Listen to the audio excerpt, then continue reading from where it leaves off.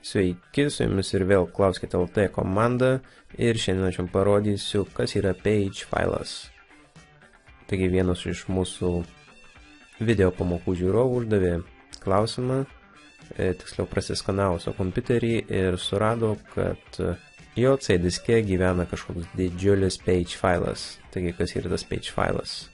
Page failas yra tiesiog Windows virtualus ramas. Šis virtualus ramas bus naudojamas tada, kai jūsų fizinė RAM atmintis bus beveik pilna ir Windows'ai tiesiog į šį virtualų ramą perkels programas, kurios yra labai mažai naudojamos. Taigi, tarkime, turime 10 programų atidarytų ir vieną ar keletą tų programų mes praktiškai nenaudojame, jos nebuvo atidarytos pastaruoju metu, tad Windows'ai nuspręs, kad jos yra nelabai aktyviai naudojamos ir jas įrašys vietoj jūsų sparčios RAM atminties, kuri yra kompiuteryje, į jūsų C disko page failą. Taigi tai yra tas pats ramas, fizinis ramas ir page failas.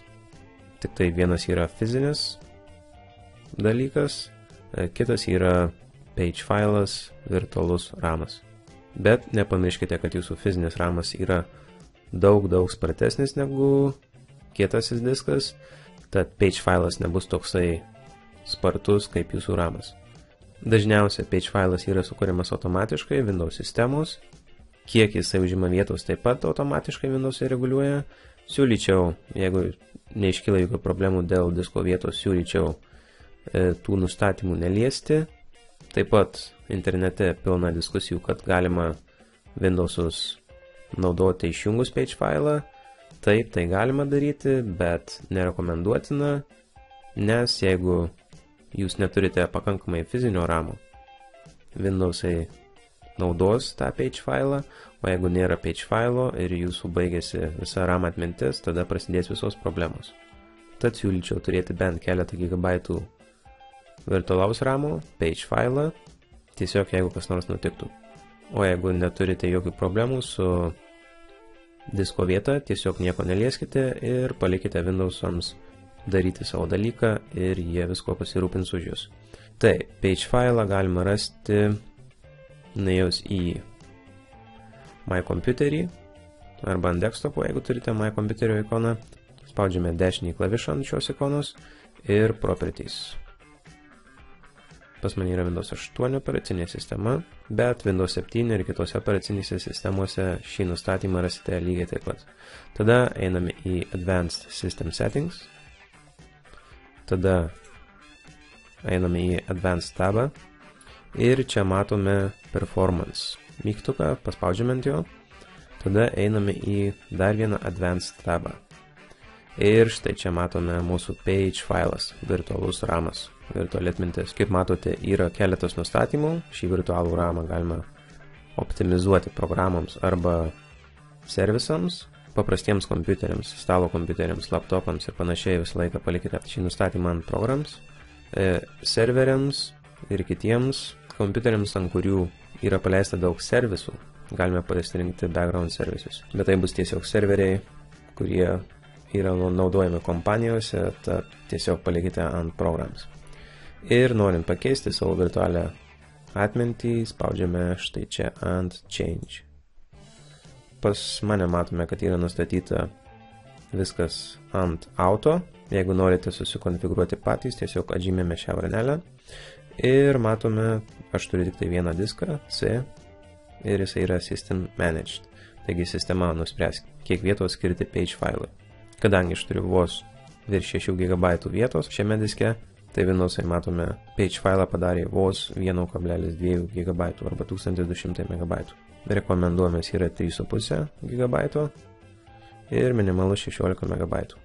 Pas mane šiame kompiuteryje yra 4 GB atminties, aš niekada neturėjau jokių problemų su ramu, nors pas mane yra vos 1,2 GB virtualaus ramo. Šiuose nustatymuose galime išjungti paging failą, to daryti nerekomenduoju, arba pačiam susikonfigūruoti, kokio noriu dydžio, kad būtų paging failas megabaitais. Taigi, jeigu norite, tarkime, 2 GB paging failo, išrašome 2000 Tai bus šiek tiek mažiau negu 2 GB, bet nesvarbu. Ir rekomenduočiau initial size ir maximum size tiesiog įrašyti tą patį. Ir tada spaudžiame set. Ir matome, kad paging failo dydis buvo pakeistas į 2000 MB. Dažniausiai yra rekomenduojama, kad paging failas būtų tokio pat dydžio, kiek turite RAM. Šiuo atveju aš turiu 4 GB RAM, tad paging failas turėtų būti irgi 4 GB. Kartais yra rekomenduojama, kad paging failas būtų 1,5 karto didesnis negu turite RAM atminties, tad būtų mano atveju 6 GB. Bet man užtenka ir tiek, kiek patys Windowsai nustato.